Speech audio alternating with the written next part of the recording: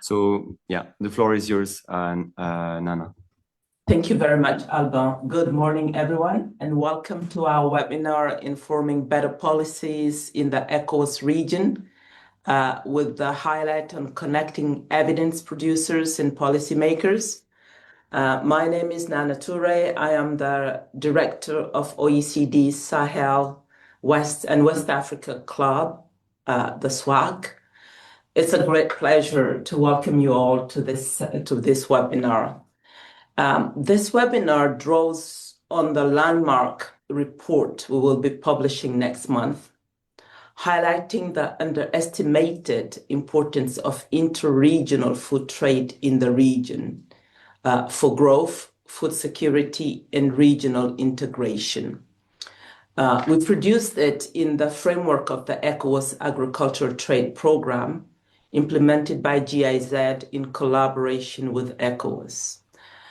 Before giving the floor to the experts composing today's panel, I want to underscore three key messages.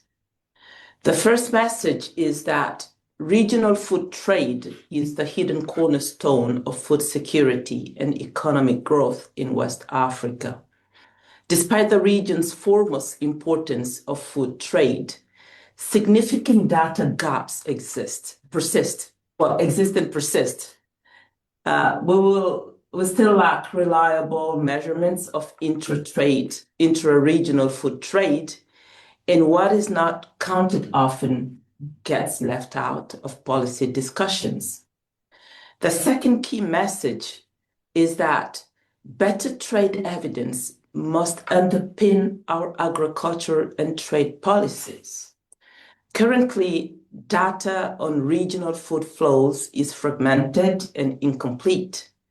We lack clear understanding of where our key export sectors are growing, how our food markets are evolving, and the nature of food supply interdependencies among our countries.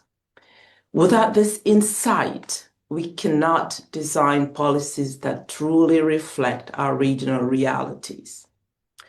The third key message is that bridging the gap between evidence producers and decision makers is urgent. Researchers and policymakers need to collaborate more effectively to ensure that research is not only available, but also timely, relevant, and used. This webinar is a step into that direction. Let me now take you through the program of the next 2 hours. We will begin with opening remarks on the importance of better data for regional agriculture and trade policies from our distinguished guests, Kolawole Sofola, who's the Director of Trade at ECOWAS, and Alain C. Traoré, who's the Director of Agriculture at ECOWAS. Then we'll have Alban Mas-Aparisi, economist at SWAC, who will present key findings from our upcoming report on interregional food trade in West Africa. We will then have as a third speaker, Mr. Ousseynou Ngom, who's a program officer at Hewlett Foundation, and who will share his perspectives on the importance of more evidence-informed policies in West Africa. We will have Isaac Goka, who's a specialist on regional food trade and resilience at AGRA, and who will provide insights on how AGRA bridges the gap between evidence and policies to strengthen regional food trade. Then Madame Janine Cooper, who's the director of the Resilient Local Food Security Chains Alliance, and who's the former Minister of Agriculture of Liberia and rice producer, will discuss why better evidence on regional food trade matters for agricultural policies and private sector growth. It is an important dimension. Last but not least, we'll have Mr. Emmanuel Konjo, Chief Director at the Ministry of Trade and Industry of Sierra Leone, who will share his views on the most pressing evidence needs for policymakers seeking to promote regional food trade. Our moderator for today will be Mr. Jill Yabi, who's the Executive Director at WATI. We are truly honored to have all of you today with us, and thank you for being with us. I really do appreciate the opportunity of meeting you all. After this discussion, we'll have a 20-minute questions and answers session, still moderated by Mr. Yabi. We encourage you to submit your questions as well via the chat, and we kindly ask you to include your names and your institutions when doing so. I thank you very much for joining us this morning, and without further ado, I hand over to the moderator, Mr. Yabi. Thank you. Thank you very much. It's a great pleasure to see you again. This is Nana Touré, Director of the Sahel and West Africa Club of the OECD. It's a true pleasure and a privilege to moderate this conversation on a very important topic. It might look a bit technical, but actually it is not a technical issue. It's an issue which is very important for the well-being of population in West Africa and beyond. So thank you very much, and it's really a pleasure to be associated to this discussion. I would like to recall also, I think that was already mentioned, that interpretation is available in French and in English. So I will say it in French so that it's clear for everyone. L'interprétation est donc disponible en français. Il suffit de cliquer au niveau donc du globe sur la plateforme Zoom. Thank you again, and I will immediately give the floor to the Director of Agriculture of ECOWAS Commission, Alain Citroën, and very pleased to see also Alain connected. So you have the floor. Good morning. I hope, Gilles, you can hear me clearly. Very good. Mr. Emmanuel, Chief Director, Ministry of Trade and Industry of Sierra Leone, honored to be here. My sister, Mrs. Janine Cooper, former minister, we miss you. Thank you for being with us. Madam Nana Touré, our dear Director of SWAC, Mr. Jill, Executive Director of WATI, my colleague Kola Shofola, Director of Trade, Mr. Isaac, Specialist, Regional Food Trade and Resilience from AGRA, Mr.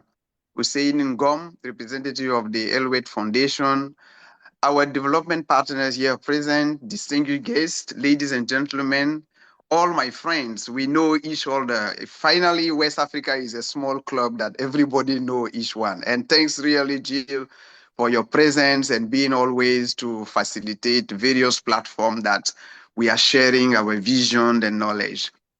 On behalf of the Commissioner for Economic Affairs and Agriculture, Mrs. Masanje Touré Lissé, I would like to thank everyone for making time amidst your busy school time to participate to this very, very important webinars organized by our partners of the GIZ EAT program, the ECOWAS Agricultural Trade Program, and the Sahel and West Africa Club to discuss this theme, incoming better food trade policy in ECOWAS region, connecting policy makers and evidence producers. This is very important. As you know, agriculture remains the backbone of West Africa community and the economy, employing over 70% of the region workforce and contributing about 35% to GDP in the ECOWAS region. This is the data recorded in 2023. However, despite its importance, the sector remains under-optimized. Average cereal yields in West Africa are about 1.5 tons per hectare compared to 4 tons per hectare globally. And this is coming from FAO data 2022. The region continues to spend over $10 billion annually on food import, including rice, wheat, and dairy. This is also according to AFDB data record 2023. This mismatch between potential and performance call for smarter, evidence-driven policy and innovative solutions, which is very important for us today. We can no longer afford to base agriculture policy on assumptions or outdated data. This is not possible. We can't continue like that. We must lead with knowledge. We must lead with evidence. And the ECOWAS agricultural policy, ECOWAP, offers strong foundation for evidence-based policy making to ensure that agricultural interventions are effective, targeted, and responsive to real challenge and opportunities. Let me give you a few feedback on key various points. Introduction to the ECOWAP. As you know, distinguished participants, the ECOWAS agricultural policy adopted in 2025 is the regional framework for guiding agricultural development, food security, and rural transformation across West Africa. Its vision is to create a modern and sustainable agriculture based on effective and efficient family farming system and the promotion of agricultural enterprises through the involvement of the private sector. I quote, with the objective to achieve food security for people in the region, reducing poverty by increasing income from agriculture and rural activity, enhancing agricultural productivity and competitiveness both at the regional level and globally, and finally strengthen the integration of national agricultural policy within the common regional framework. You are all aware about the process of NIPE, NIPE-SAN, FSN, etc., that has been driven by ECOWAS Commission with the support of African Union, with OECD and all regional partners. One of the key features of ECOWAP is that we are aligned with the Comprehensive Africa Agricultural Development Program, the CAADP, as part of the African Union Agricultural Strategy. The CAADP framework emphasizing evidence-based policy making, which involves through analysis and evaluation of agricultural policy to ensure that everything is effective and can be replicated continental-wide. ECOWAP enabled the regional domestication of the continental agenda for the transformation of the food system to boost agriculture-led development from the continental level in the ECOWAS region. This approach can attract more investment by demonstrating the potential for positive outcome and efficient use of resources. This is very, very important. Now, why does robust data matters for ECOWAS? I think this is the heart of our meeting, and thanks for OECD SWAC to organize the conference around it. Ladies and gentlemen, you will agree with me that robust data refer to high quality, reliable, and resilience data.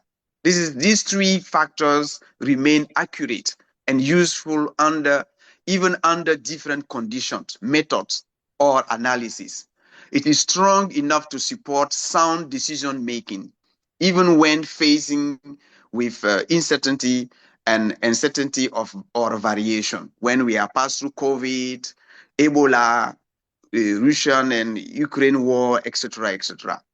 In any case, robust data allow stakeholders in the food and agriculture sector and policymakers particularly to identify productivity gaps, tailor support to local agroecological conditions, and optimize resource allocation. This is very important. For example, satellite data combined with soil map can pinpoint areas where climate-smart agriculture can be targeted.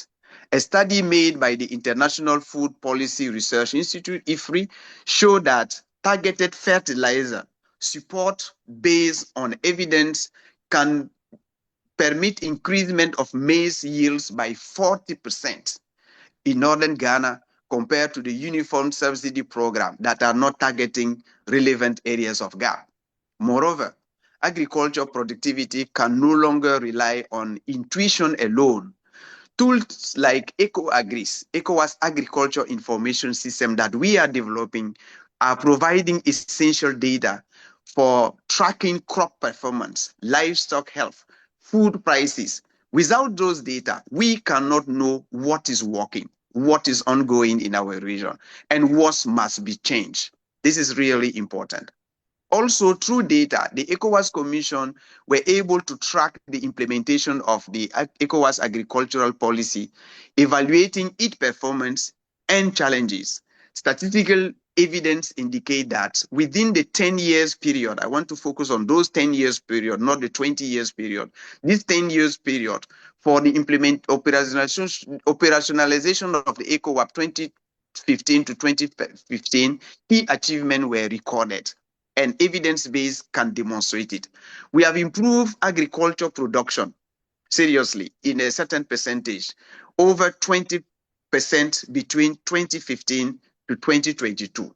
But at the same time, and thanks to OECD again, they are telling us that the demography increasement is growing faster. So the improvement of agriculture productivity is not matching with our needs of improving the production. Investment in agriculture. Between 2015 and 2020, average public spending on agriculture in ECOWAS countries owed around 6% of the national budget, below the 10%, of course, of the Maputo target and Maputo declaration, but higher than the pre-2015 level. This is recorded by the data coming from results. Even though we are not matching with the 10%, we are also looking at, moreover, the quality of the X% that the public expenditure is going into agriculture. And I used to say, is that 10% going to buy four-wheel drive car, not to name a particular company name, or is it going to pay only a public servant salary, or is it really going to the investment, to the rural farmers, to the owners, and the real stakeholders? Regional food security system. The ECOWAS Regional Food Security Reserve was operationalized with over now 60,000 metric tons from 2010 to 2015. The value chains and trades. My colleague, Director of Trade, will certainly come back on some of those trades, but let me highlight some of the key factors. The rice self-sufficiency strategy implemented in ECOWAS countries, Nigeria, Cote d'Ivoire, showed the result that Nigeria rice production increased from 5.8 million tons in 2015 to 8.3 million tons in 2021. And this is due to policy reform and instrument that country has been able to develop. We can give similar examples from other countries, Ghana, Cote d'Ivoire, Sierra Leone, and et cetera, et cetera. So data are evident to speak.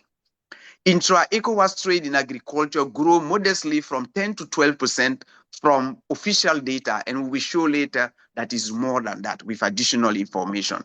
Youth and women empowerment.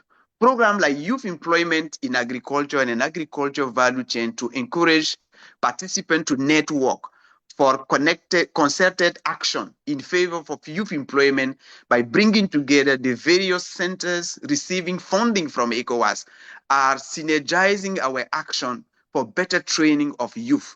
During that period, we were able to train more than 6,000 youth entrepreneurs in agribusiness sector to enable their capacity to self-create jobs. I wouldn't be long. I will end by saying, Mr. Jill, if you permit, this will be my conclusion. How can now improved data, trade data, help identify and support strong regional food value chain? This is where we start now our thinking, because you can increase the productivity, you can increase the production, but if it's not connected to the market, then you are not doing anything. You are not satisfying the need that is expressed by the market.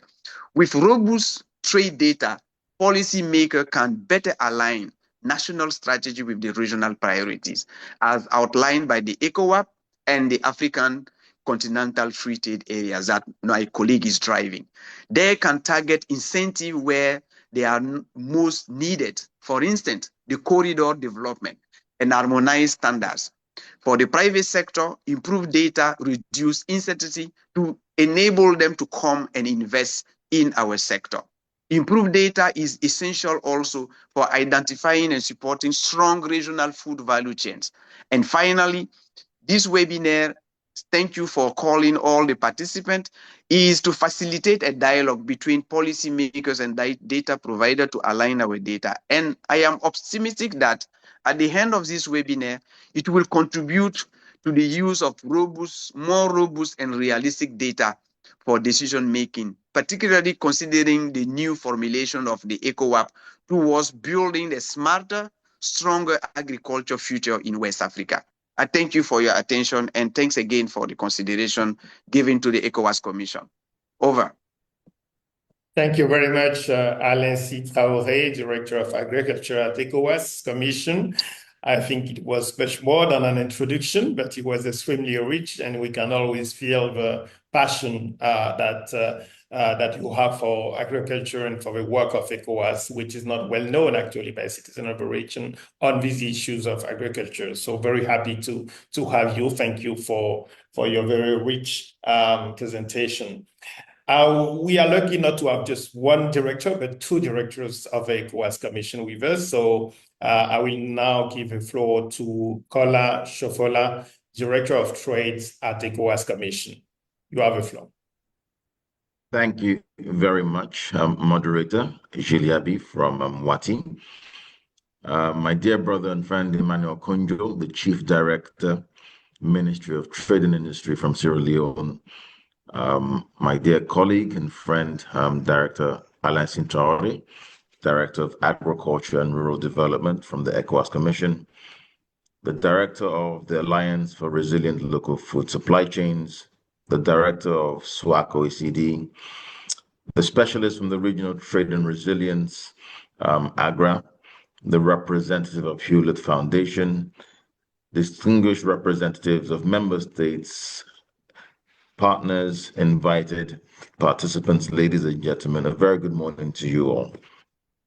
Let me also join my voice to that of my colleagues to welcoming you here on behalf of the management of the ECOWAS Commission.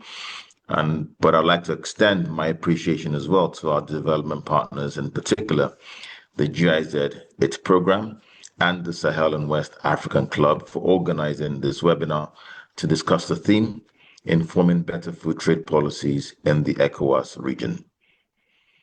I would like to take this opportunity to congratulate my colleague, the Director of Agriculture and Rural Development, Mr. Alain C. Traoré, on the strategic implementation of the ECOWAS agricultural policy, which has contributed to the growth of intra-regional agricultural trade in West Africa by promoting harmonized policies, reducing trade barriers, and enhancing regional market integration.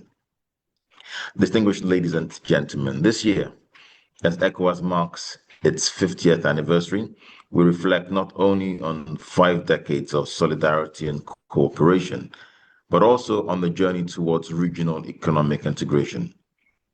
Guided by the ECOWAS Vision 2050, we aim to build a fully integrated community of peoples in a peaceful, prosperous region, working towards inclusive and sustainable development. Pillars 3 and 4 of the ECOWAS Vision 2050 focuses on promoting economic integration and interconnectivity, as well as transformation, inclusive and sustainable development. Trade, particularly in agriculture, is central to achieving this vision. Distinguished ladies and gentlemen, I would like to highlight a few key points of relevance of better data for trade policy from a trade perspective. First, the importance of using evidence to implement more effective trade policies. ECOWAS has implemented several initiatives to support our informal traders, such as the ECOWAS Trade Liberalization Scheme, ETLS, the ECOWAS Common External Tariff, protocols on the free movement of persons, and regional industrial policies like the West African Common Industrial Policy, as well as the Private Sector Development Strategy. A key program as well is the Informal Trade Regularization Support Program. These initiatives have made significant strides in removing barriers to trade and facilitating cross-border connections. However, despite these initiatives, West Africa's trade patterns reveals a striking paradox. ECOWAS has a vast internal market and food can be found across the region from our local stores. Nevertheless, official statistics record that intra-regional trade is lower than 15%. The reason for this gap can be attributed to the fact that many of our regional food trade perhaps goes unrecorded by customs authorities. Without measurement and proper information, it becomes difficult to develop effective policies and support the internal market. Distinguished ladies and gentlemen, to change the current reality of trade within the region and build stronger, more integrated food and trade systems, we must base our policies on evidence and facts, not assumptions. Through evidence-based data, we can respond to certain questions like what goods are being traded and where. What are the bottlenecks at borders and along the transport corridors? Who benefits from trade and who is left behind? And how are non-tariff barriers and informal costs affecting prices and livelihoods? At the Commission, we seek to mobilize better evidence to shape our work on promoting regional trade. For instance, a study conducted in 2019 with the support of the International Trade Center on non-tariff barriers, using data from border posts and trader surveys, provided us with evidence highlighting frequent delays at major corridors like Tema-Ouagadougou and Lagos Cotonou, and also high informal payments and inconsistent documentation checks. This evidence informed ECOWAS trade facilitation efforts, such as harmonizing customs procedures, as well as supporting expanding joint border posts and supporting electronic certificates of origin under the ETLS. Another practical example of evidence-based is the mapping of cross-border informal trade. According to a study by ECA, informal cross-border trade is estimated to be between 7 and 16% of formal intra-African trade flows and 30 to 72% of formal trade between neighboring countries. This evidence has led to the implementation of programs to formalize and support informal traders through our ECOWAS Informal Trade Regularization Support Program, as well as advocacy trainings and sensitizations, which we have been holding in major corridors. Distinguished ladies and gentlemen, the importance of data and evidence is shaping effective trade policy across West Africa and calls for stronger efforts in collecting and analyzing regional trade flows, border delays, and market prices. This will enable ECOWAS and its member states to make informed decisions that support smarter policies, targeted investment, and efficient infrastructure. This also means investment in stronger regional trade data systems. My colleague has already mentioned the EGO-AGRIS, the Agricultural Information System, but there's also the ECOWAS Trade Information System and then the ECOWAS Informal Cross-Border Trade System. We must extend our commitments towards investing as well in national statistics systems, regional data platforms, regional institutions, capacity for evidence-based policymakers in order to have robust data. As I conclude, and as we move towards our plenary sessions, I will encourage all of us to engage actively in discussions guided by the core objectives of this webinar. Let us reflect on how data can be leveraged to implement and support more effective regional trade policy within ECOWAS. If ECOWAS is to become truly integrated, self-reliant, and food secure as a region, we must make a collective commitment to ground our trade policies in transparent evidence and data. On this note, I would like to thank you for your kind attention, and I wish us all fruitful deliberations. Back to you, Gilles. Thank you so much, Kolawole. It's good to have you, and thank you for complementing what was said by the Director of Agriculture with focus on trade. So very great to have both of you here from the ECOWAS Commission. I should say that I'm quite excited to see that we are now reached 200 participants in this conversation. So really, thank you very much for your interest for this webinar. I will now turn to Alban Massaparisi from the SWAC, who will be sharing some findings from reports of the SWAC on regional trade data and trends. I think we learned a lot from that. Alban, you have the floor. Thank you, Gilles. I will now share my screen. Just a second.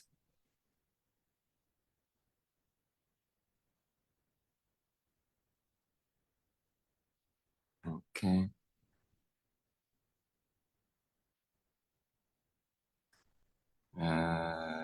Yes.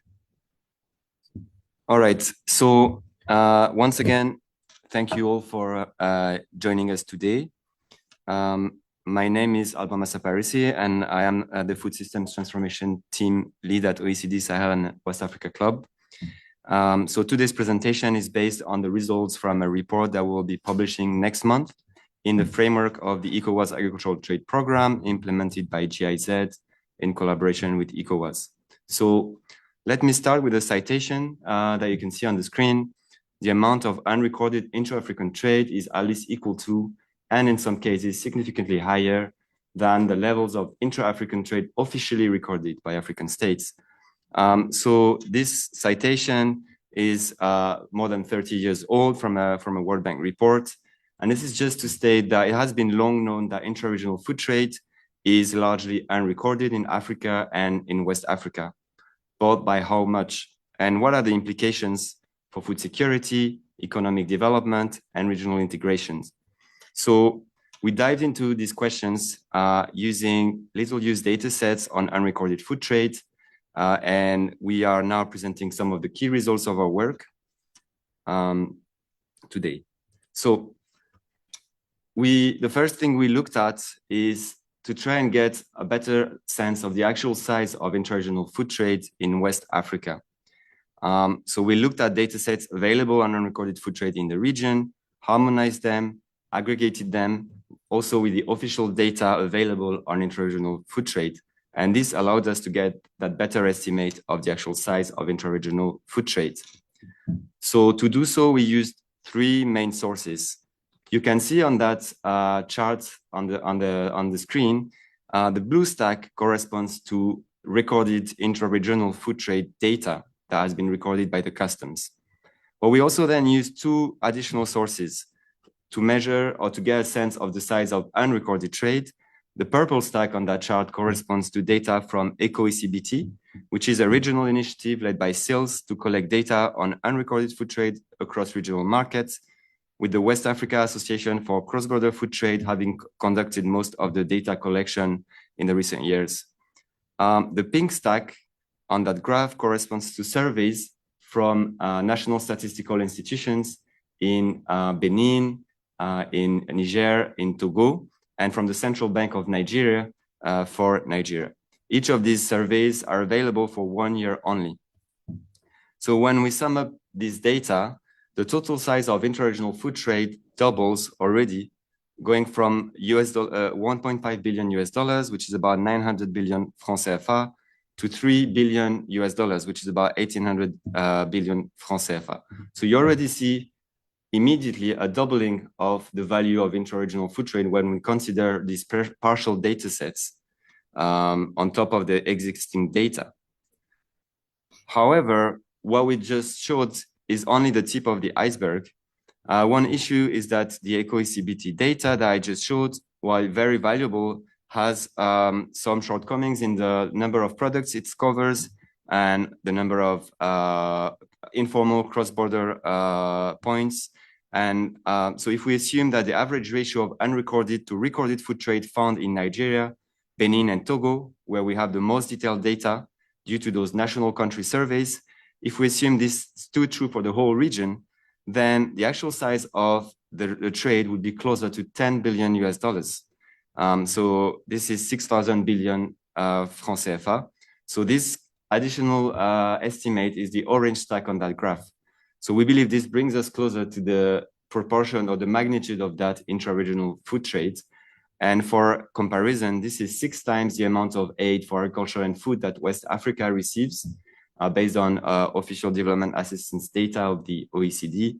And this is equivalent to imports of rice, wheat, and palm oil from the rest of the world to the region. Now, we also looked at not just the size, but also the composition of regional food trade when we include data on these invisible food flows that are crossing the region. The first thing to remember is that up to 85% of intra-regional food trade is invisible in official statistics. For instance, you can see here on the left, the data, the observed data from the Nigeria country survey conducted by the Central Bank of Nigeria. You will see that $1.5 billion of intra-regional food trade goes completely unrecorded by official Nigerian statistics. That was in 2014. By now, it must be much higher. If you just to compare with other countries, if you look at Guinea intra-regional exports, for instance, again using observed data, this time from ECOWAS-OECD, you will see that the vast majority of intra-regional food exports from Guinea is not counted in official statistics on intra-regional food trade. So then the question becomes, what does the iceberg look like underneath the surface? And we looked at the composition of that unrecorded trade. And in fact, the food items in the unrecorded regional food trade are not the same ones as in the recorded trade. So what we see with official statistics does not reflect what is truly traded. For instance, 80% of oils, fats, and sugar, 73% of beverages and processed foods are recorded. But for cereals and fruits, the vast majority of these food flows do not appear in official trade statistics for the region. This is what you can see in the graph displayed on screen. And what's more, we mapped the calories with the quantities of food being traded in the region. And we find that the calories for products in the recorded trade domain are more associated with products both of lower economic and nutritional value. For instance, 50% of those calories go to oils, fats, sugar, and processed foods in the recorded trade domain. And by contrast, the flows that are unrecorded include a more balanced composition of calories with animal proteins, fruits and vegetables, nuts and pulses. So some of these items, on top of being nutritious, also have high economic value, like livestock and fish that make up a high share of unrecorded food trade in the region. So moving on to the next point, this data is leading us to revisit the narrative that intra-regional food trade in West Africa is weak. First, the region trades significantly more food internally than the statistics suggest. If we use our estimates of $10 billion of intra-regional food trade, and if we count out cocoa and cashew that distort the ratio because of their enormous value and almost exclusive extra-regional destination, we find that, in fact, nearly 2/3 of the food exported from the region could be aimed at the internal regional markets. The total trade, when counting imports as well, would be at 38%. So this is 3 times the figure of around 15% that is usually provided or quoted in policy discourses on the weakness of intra-regional food trade in West Africa. Also, intra-regional food trade, what we find from the data, is not simply a matter of short cross-border transactions. The regional food trade network is long distance and dense. On the visual, you can see on screen, trade relations between non-border countries, so food trade relations between non-border countries in the region appear in red. They show long-distance food trade relationships, such as food flows from Senegal to Côte d'Ivoire or from Nigeria to Ghana. And while we see well-known cross-border relationships like Nigeria, or Senegal, Mali, we find that big regional food economies like Senegal, Ghana, and Côte d'Ivoire do about half their regional food trade with non-neighbor countries. Then we also see that intra-regional food trade is a driver of regional food security. So using the data that I showed before and the same set of assumptions, we estimated the total calorie flows in the region, and we find that about 68,000 billion calories could be traded regionally each year. And this is equivalent to the needs of about a quarter of the regional population of West Africa. So this is a very significant contribution on intra-regional food trade to food security in the region. Beyond the availability, intra-regional food trade is also sometimes the only source for certain foods, diversifying supply and maintaining availability of these nutritious items throughout the year. For instance, imports from Burkina Faso keep tomatoes stocked on Ghana's market during Ghana's lean tomato production season. You can see the brown dots on the map displayed here that show the source, the origin of tomato imports to the city of Tamale in Ghana during Ghana's lean season. And you can see that almost all tomatoes come from Burkina or border markets with Burkina Faso. Equally, we found that almost all of some foods like avocados and plantains consumed in major Sahelian capitals like Bamako and Ouagadougou are exclusively or nearly exclusively imported from coastal countries. So this leads me to the third and final point, that intra-regional food trade is a vector for agricultural development. The first thing to have in mind is that the regional food market will quadruple between 2010 and 2030. This is what we estimated, and it will reach $480 billion by 2030. So this provides a major opportunity for economic growth and is a major driver of agricultural production growth. At OECD SWAC, still under the framework of the same EAT program, we ran a survey with 3,000 regional food traders, and we asked them their perceptions on constraints, opportunities, and perspectives on intra-regional food trade. Notably, we asked them, why do you trade food across borders? And the main reason they provided is not prices or not logistics, but the larger market size of the region. So as we saw, this market with urbanization, rising incomes, will keep growing, attracting more traders that will consolidate their networks and that will drive regional agricultural production upwards. And indeed, traders are optimistic about the growth of their food trade business towards the region. In all the countries we surveyed, in every country, the majority of respondents indicated that they expected their business to grow in the next 5 years. So in conclusion, we have 3 points that we would like to share.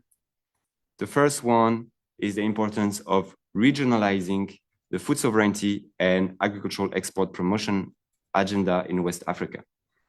Moving beyond the national versus global divide, the region in between those two scales represents a huge market opportunity for agricultural exports and therefore also for agricultural production. Second, it is looking at the consumer side, it is a fundamental source of food, much larger and more diversified than what domestic markets alone can provide. The second point is the importance of revitalizing trade policies in the region to seize these opportunities. For this, there is a need to move beyond border facilitation policies alone. While they are very important, when we ask those 3,000 food traders, what needs to get better for your food trade business to improve, the first answer they provided was not border procedures, it was ease of access to loans. So there is a case for strengthening trade promotion policies to facilitate access to finance, market information, or invest in better food transport logistics and infrastructure to really boost intra-regional food trade. The third and last point, as we have seen throughout this presentation, is a strong need to invest in more robust data systems to capture intra-regional food trade in the region. Up to 85% of that trade goes unrecorded, and what is not counted cannot really count in policy debates. So thank you very much for your attention. And I now hand over the floor to our moderator, Gilles Yabi. Thank you. Thank you very much, Alban Asaparasi, for this presentation. I think that it is quite fascinating and very, very rich. Especially, we heard always that the level of intra-regional trade generally and the trade in food also is very small in the region. And I think we all know that the informal trade is very important, but we don't actually draw the lesson from that. And I think that your data and also the data from the survey are extremely interesting. So we jumped immediately to the panel. I'm sure that we might get some questions for Alban as well. So that will be in the Q&A session. So we try to keep the panel discussion to just 1 hour so that we can have a few minutes for the questions. And I will start with Ousseynou Ngam, Program Officer from the Hewlett Foundation. And to hear your perspective, being an external partner who is trying to bridge evidence with policy in the region, how do you explain that there is this missing link between data and policy in the region, and why is it important to bridge this gap? Good morning, good afternoon, everyone, and thank you, Gilles. It's a pleasure to see you again and a pleasure to be part of this very important conversation. I think I will be just doubling down on what Nana, Alain, Kolawole, and Alban have already said. I would say that you are absolutely right that the Hewlett Foundation that I'm representing here is particularly keen in investing more and more in evidence-informed policymaking. And the work that we do through evidence-informed policymaking, has shown that data and evidence is something very important across West Africa, but also in other regions. And yet, despite improvement in data availability and research capacity, I would say that there is a persistent missing link between data and policy. And to me, there are too many reasons why the gap between data and evidence exists. But I will just name a few of them. I think the first one would be what I usually call the misaligned incentives. Policymakers are often driven by political cycles, by short-term deliverables and public pressure, not always by long-term evidence. And researchers, on the other hand, may focus on academic outputs that are not directly relevant or accessible to policy needs. So the demand and the supply side of evidence and data are not often meeting each other. There is a second factor that I would call the limited engagement between researchers and policymakers that is also linked to the first one. So those two communities, policymakers and researchers, often operate in silos. There is already, this gap that exists, but rarely there is a sustained dialogue or trust building between them, which makes it hard for evidence to inform real-time decisions on the policymaking side. And the other factor is, as you all know, the weak institutional capacity that exists, because many public institutions lack the systems, the human and technical resources, as well as the organizational culture that are needed to routinely demand, interpret, use, or apply data and evidence in policymaking processes. And another factor is also the low relevance or timeliness of data, as some of the presenters already highlighted. So data might be outdated. It might be too complex or not disaggregated enough to be useful for practical decision making. And sometimes data is not aligned with the question that policymakers are actually trying to answer. And it is also linked to the fifth factor that has to do with the political economy itself. Even when good data is available, I would say that decisions are often shaped by vested interest, by power dynamics, and by narratives that don't prioritize evidence, as we all see everywhere in the continent, particularly in West Africa.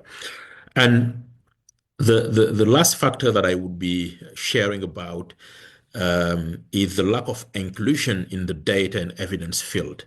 One key takeaway from Alban's presentation is that official recorded statistics are not sufficient. So I think that there is a need for like the data system to be more open to what is not official, because there is some kind of like local knowledge, including citizen-generated data that could complement what is already officially available in terms of data. So now to your point on why bridging the gap between data and policymakers matters. I think bridging that gap would improve policy effectiveness and legitimacy. You know that when decisions are informed by solid evidence, policies are more likely to achieve their intended outcome and serve public needs. Because the role of a policymaker is to serve citizens, is to serve people. But how can you serve those you don't know? How can you serve people without knowing what they really need? And only data and evidence can give you that information. Building that gap could also enable better use of public resources. You know, we are in countries where all resources are very limited and the needs are increasing. So evidence-informed decisions reduce the waste and the misallocation of resources, ensuring that public funds deliver greater value for citizens. It could also help build trust and accountability because the transparent use of data can help citizens understand why certain decisions are made.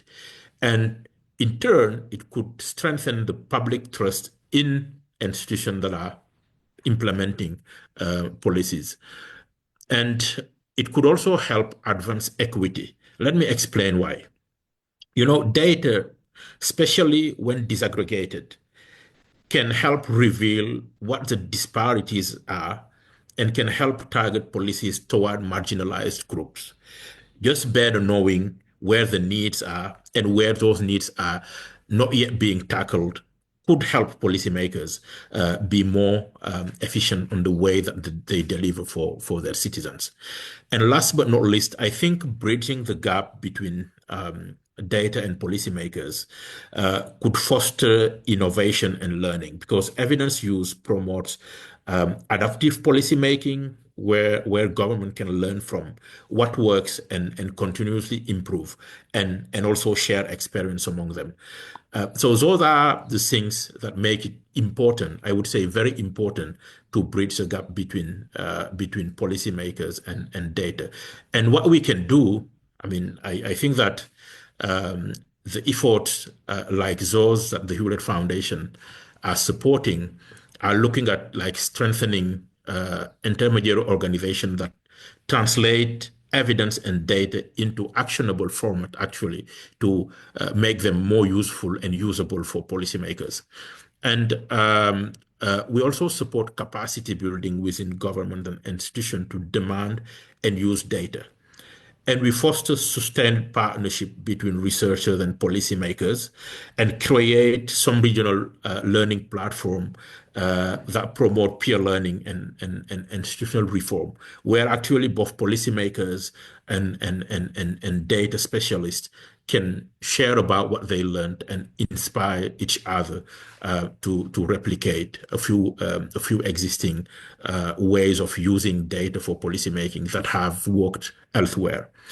And finally, we invest a lot on supporting advocacy for political leadership that values different sort of evidence and makes space for their use in the policymaking cycle. I will stop there now. Over. Thank you very much. Again, thank you. Very clear and very comprehensive. Just in 1 minute, if you can share maybe concrete example, one or two, from your grantees of the foundation, what's, to what extent you have had some success in fostering with this use of data in the region.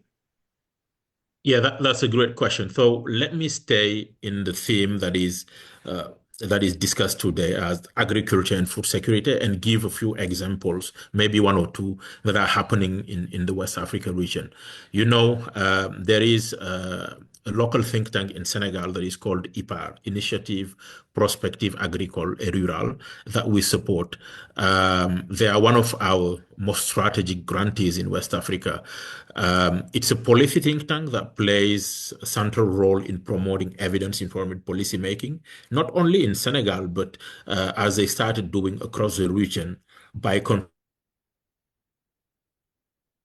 to positively transform agriculture and rural production systems for improvement of the the living condition of populations. So one example is that they have worked in strengthening policy dialogue in agriculture and rural development. So what happened is IPAR has led multi-stakeholder policy dialogues to inform agricultural policies and rural development strategies in Senegal, including national programs like the Program for Support to Resilience.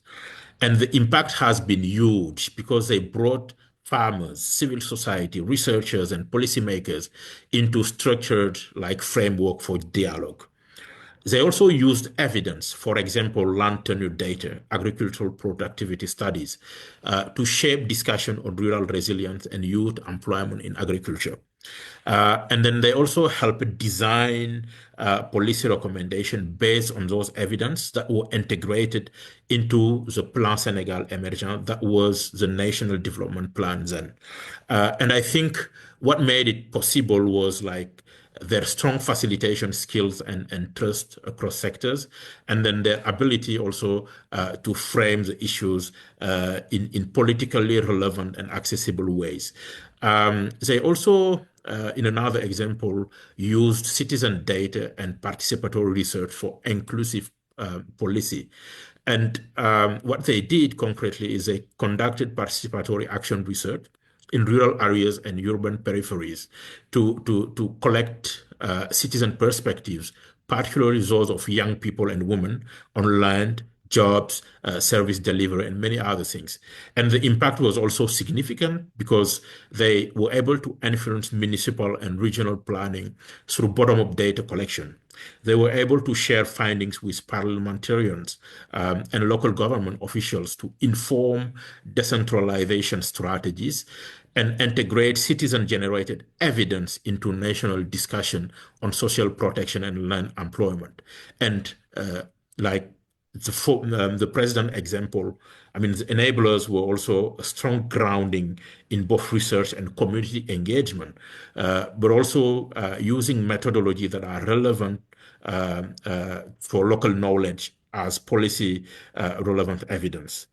So those are the examples that I can share. I mean, we have more, but just wanted to stay in the subject that we're discussing today. Thank you. Thank you so much. And yes, I think we quite know IPAR work here in Senegal, which is very, very important, and actually also regionally now in fostering more involvement of citizens and actors of the sector in agricultural policy and rural development policies. And thank you for all the examples that you gave. I would turn to Mr. Isaac Goka, who is a specialist of regional food trade and resilience at AGRA.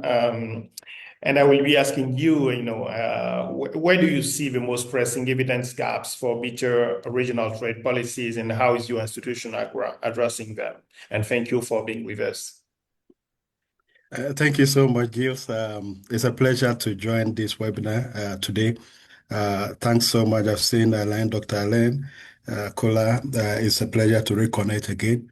And thanks so much for putting up this webinar, which is so really timely in terms of us trying to implement the CAADP targets, particularly related to trade. We target to triple intra-African trade in the past the former CAADP target, and that is what has been reinstated to triple intra-African trade. And I think some of this research which our colleagues from SWAC and OECD are doing are very important to really give us confidence that this is doable, and this is something that would, with this kind of data, it encourages that it is achievable.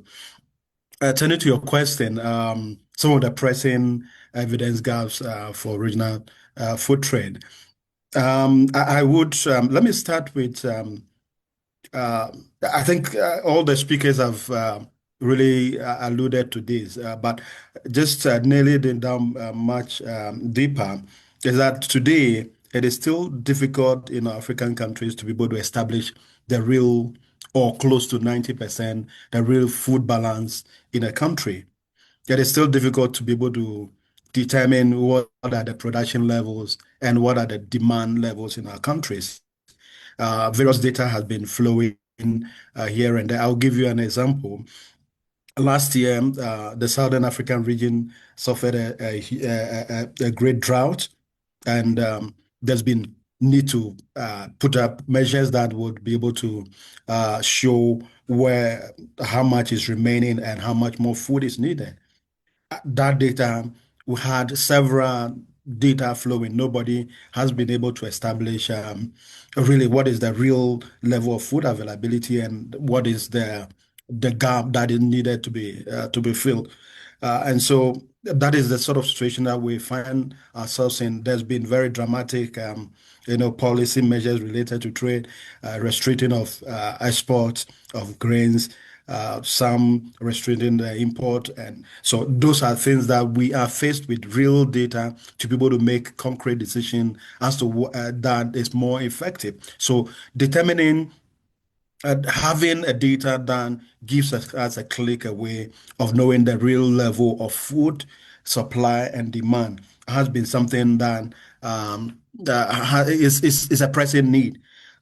Trade in some aspect is really selling what the surplus that you have, and as we know, most of our food producers who are smallholder farmers only sell what they are is a surplus to their consumption needs.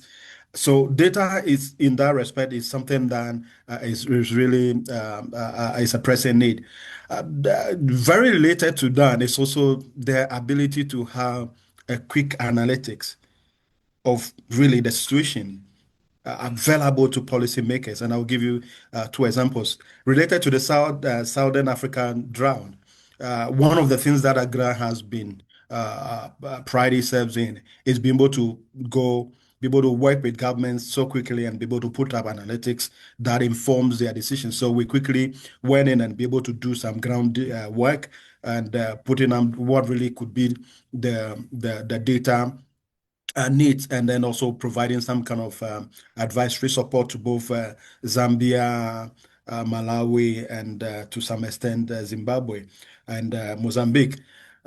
It's something that is needed. I give you another example. Recently, Malawi and Tanzania were involved in a trade sort of war, a reactive reactive sort of trade policy measures where Malawi insisted a restriction on imports of goods from Tanzania and other countries without really having done the analytics to see really is this necessary. And I want to point two things. One of the things we found out is that officially there seems to be no substantial trade between Malawi and Tanzania on the restricted products. That is one part of the story. But just related to what SWAC-OECD has just done is that the much of the trade is rather embedded in informal trade or informal cross-border trade. So much of the trade between the two countries are really not the official one that you see in official statistics, but it is the informal trade. So that is something that we have moved in quickly. So providing an analytics, a quick and reliable analytics that would inform policy makers' decision making is very rare. So just to stop there to say two things. One, being able to really determine on timely basis the demand that is available is there, as well as the level of supply that is there. And secondly, being able to put that into an analytics and be able to give policymakers to be able to make a decision. That is where some of the pressing gaps are. Over. Thank you very much, Isaac. And maybe I would just also ask another question about, the challenges that you face precisely to translate this evidence on regional trade for a policy audience. What key factors have proven effective in enhancing policy uptake? I think we have that problem for this issue, but actually we have that problem more broadly about this connection between evidence and research and policymakers. So what lessons you can share with us from your work? Sure, thank you. I think I mentioned a couple of them already, but one of the things that we've discovered as AGRA is that one size fits all does not work. That approach does not work. And then we also realize that there is really a lot of invisible factors that we do not know. Let me put it into context of the trade. One of the things that we're discovering is that in terms of trade barriers, there is really a lot of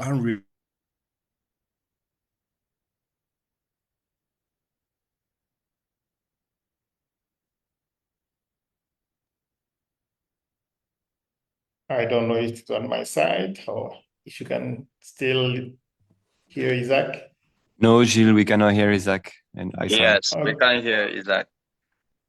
Okay, so probably connection problem. We try to have him back. Isaac, can you hear us? If you can hear us, you can actually deactivate the video so that we can get the sound if we have a serious connection problem. So maybe I will turn to the time for Isaac to be back. I think he's back. Yes. Okay. We lost you. You can activate your mic, please. Yes. Yes. I don't know what happened, but thanks, I'm back. It happens. So, Good. yeah, what we have learned is that one size fits all does not work, and the top-down approach does not work. And so, AGRA's role, having that convening power to be able to reach out to ministers, being able to reach out to technicians at the national, not just reaching out to them, but working with them hand in hand, has proved to be a real driver of having policies that is able to address issues as they come. And so our work around the annual convening that we do related to African Food System Summit has been very instrumental in generating that on the spot sort of policy, working with them. So you need to work with the politicians to understand what the agenda or what the objective is. As Sogum mentioned, sometimes it's not just the economics we are looking at in the short term, but they in the long term. But they are looking at the short term objective of being re-elected. And so you need to understand them and be able to propose policies that or recommendations that are much relevant to their objective. And so that is one of the things that we've been working with very closely. Provide the provision of the net data analytics, which I mentioned, but also we've also been working closely with governments in trying to establish some of these data platforms that are going to be very relevant in driving policy makings when it's needed. The Southern African region, we've been working with COMESA on what we call the regional food balance sheet.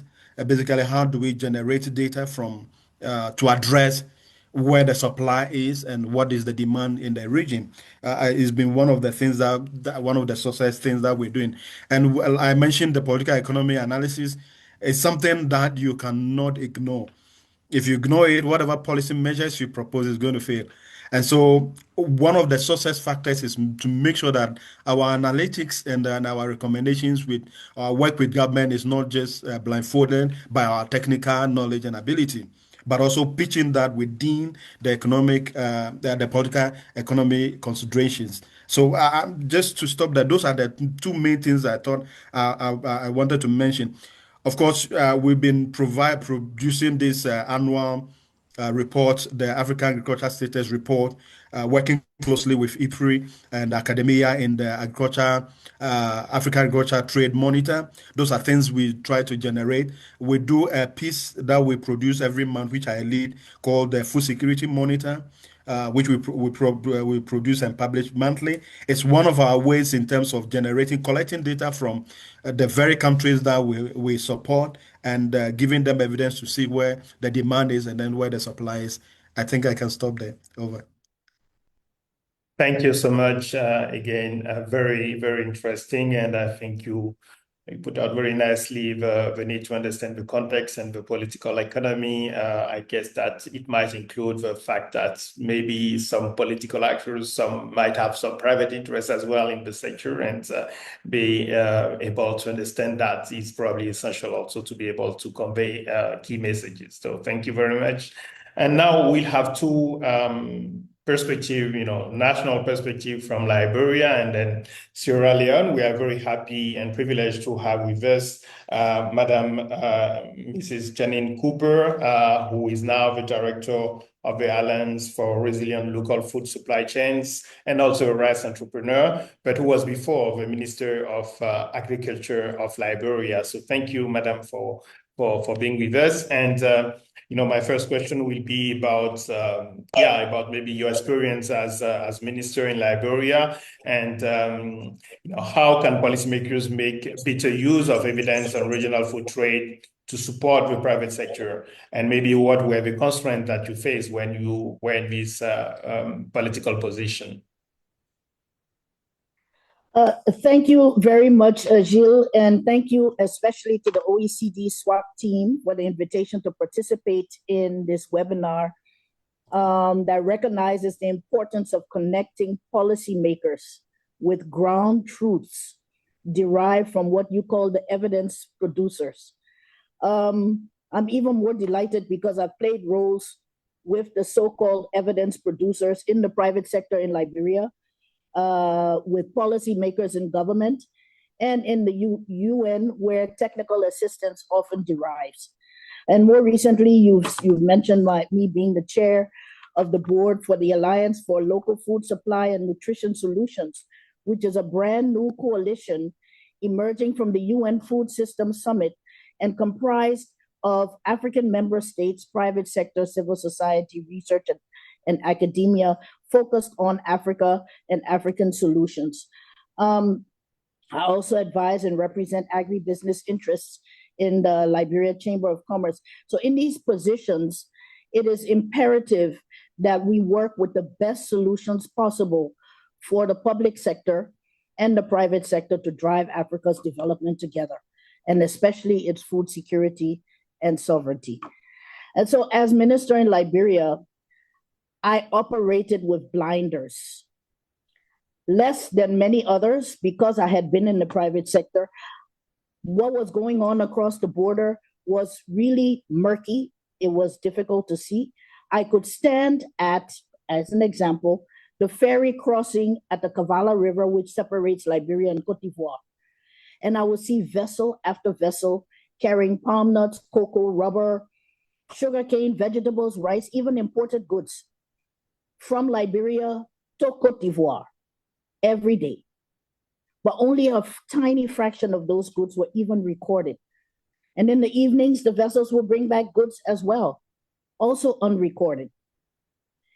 Every newcomer to Liberia is told that the vegetables and fruit on the local market are coming from across the border. However, besides the massive, if I had not been part of the massive public investments in horticulture and high productivity that I could witness myself, but I couldn't measure it accurately, I knew intuitively, and this is something that somebody, one of the previous speakers, I think there's some mentioned, that we have to move beyond intuition in making decisions. This is what we were faced with. So I was delighted the other day when somebody filmed vehicles laden with peppers and cassava, filmed them crossing the borders into Sierra Leone. So I said, oh, that's vindication. But still, that's anecdotal. And how much of that is actually happening, I can't really tell you. So your report on intra-regional food trade in West Africa is an outstanding start. Congratulations. By measuring the same things, asking the same questions from people on both sides of the borders and at multiple stages of the value chain, you give us a better grasp of how food trade works. Your question on how policymakers can make better use of evidence on regional food trade to support the private sector is by these policymakers having access to this objective and verifiable cross-reference data, such as what your report is providing. You're onto something here. And this is something that is very valuable for us. I will give you another example. Rice, my principal product from the private sector, is the biggest anomaly. Because Liberia is the only country in West Africa that does not tax imported rice. Not even the ECOWAS trade levy is applied to imported rice in Liberia. Every year we kept increasing the amount of rice that we were importing. Meanwhile, public spending, development projects were increasing the amount of rice that we were supporting farmers to produce. By 2022, we had reached a point where the imports plus the local harvest could feed each and every man, woman, child, newborn infant, baby, old people, 500 to 600 grams of rice per day. That is humanly impossible for every single human being in Liberia to eat that amount of rice. Where most of our people, more than half of our people, are less than 19 years old. It's just not possible. Rice, whether imported or homegrown, has to be crossing the border. And so I met with the Sierra Leone Minister of Agriculture in a forum in Rome. And I was lamenting how much of our rice is going across the border to Sierra Leone. And he was lamenting back to me how much of his rice is crossing the border into Liberia and Guinea, because we don't have accurate measures. So until the private sector needs access to finance, and I'm glad that your report has highlighted that. In Liberia, there's no bank that has a commercial lending product for farmers or even agribusinesses, because these are considered too risky. Investors coming in also want to see quantifiable and justifiable data on supply and demand that we can't give them. So we can't really facilitate the proper environment to help our producers. When 95% of food trade in Liberia is unrecorded, I know your report says the average for the region is 85%. For us, it's 95 to 98% is unrecorded. This report is the first quotable source of data that I have, that I can use in any of my capacities. This is the way that we can gauge whether the market exists, to what level, whether it's already saturated, and not. So I really love this report, and I can't wait for you to release it, for us to be able to use it and promote it and use it as an advocacy tool and a policy planning tool in our countries, in our region, with the Alliance. At the Food Forum, the UN Food Systems +4 is coming up, as well as the AGRA, African Food Forum. We need to be able to carry this kind of evidence forward and to transcend some of the data gaps that we have. Thank you. Thank you very much, Madam Minister. Very, very interesting insights about the issue from your perspective in Liberia. Being a rice entrepreneur yourself, what use of data or evidence you make for policy reforms in the sector. I understand that there is actually a lack of data, and maybe this report is the only one providing very useful data. But maybe already in your work as a rice entrepreneur, what kind of advocacy you do with the current government in Liberia? And what kind of evidence can be really useful for this advocacy to support it? Well, I mentioned that the biggest challenge for food producers is access to finance. And I'm so happy that your report, when you went down granularly to your 3,000 different respondents and you asked them the question, that was the number one thing that they said. So coming from the private sector, this was my mantra. This was because commercial finance is in Liberia is virtually unavailable, this was something that we were promoting. So let me tell you something. In preparing for this webinar, I Googled global food trade and I looked at the images, which is something I often do. Check it out for yourself. Map after map after map were showing the arrows of global food crossing over Africa, with Africa being a big gray space in the middle, or if anything, the arrows were coming into Africa from somewhere else. My first thought was, well, Africa must not be eating food unless it comes from outside the continent. And that is a narrative that we have when we talk about import dependency. Then I thought, or maybe this is making the case for food trade within the continent. It could also be that those Googled images reflect what is known, and not just by the generators of those images, but also by African policymakers and the private sector. Food trade is supposedly passing over us. So what a relief it was for me to look at your report and see the robust networks that you have there. At last, I'm seeing records of what is actually going on. It's just for West Africa, I know, and I'm happy for that. As a Liberian, you are showing us what is actually going on. And this is not information or analysis that we have so readily.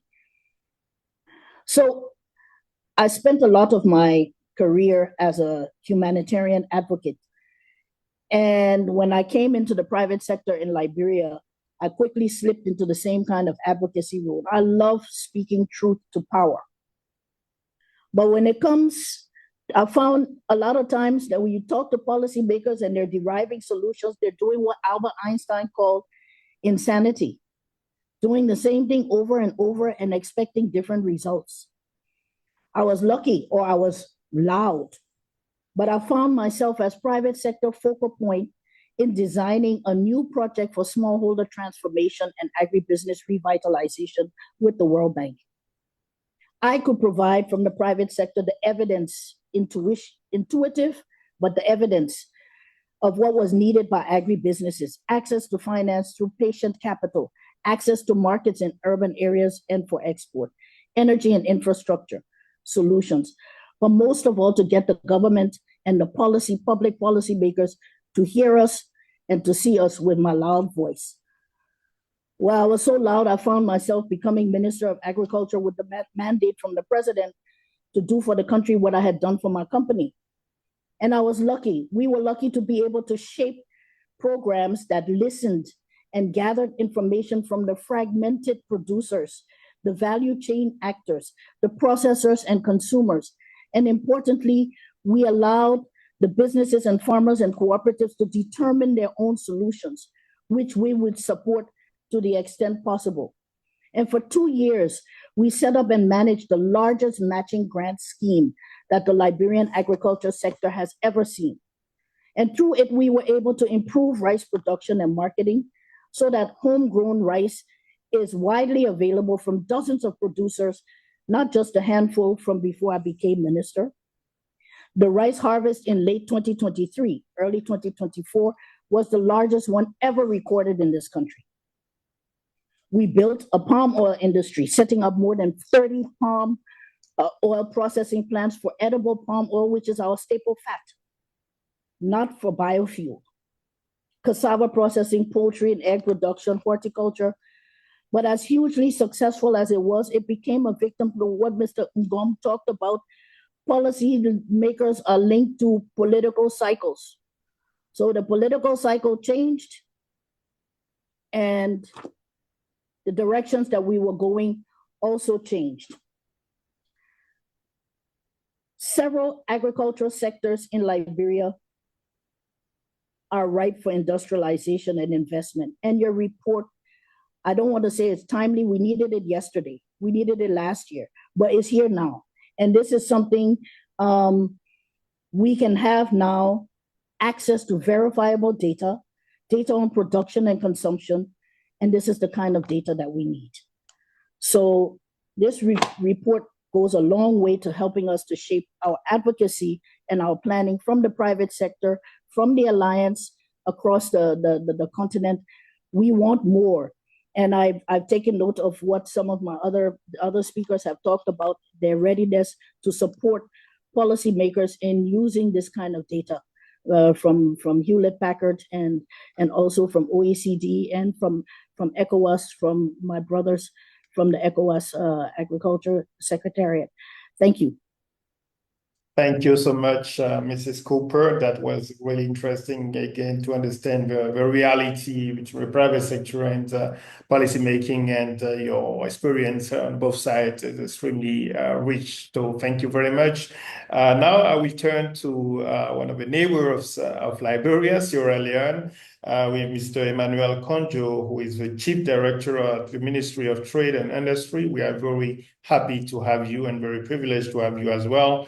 I hope that Mr. Konjo is connected. I'm trying to, yeah. I am. Thank you very much. Let me first of all apologize because I'm at the airport in transit in my background. But this is very important and instructive. Let me thank the organizers, OECD, Hewlett-Packard, and all the others, including ECOWAS, for this wonderful opportunity and for the reports that have been shared.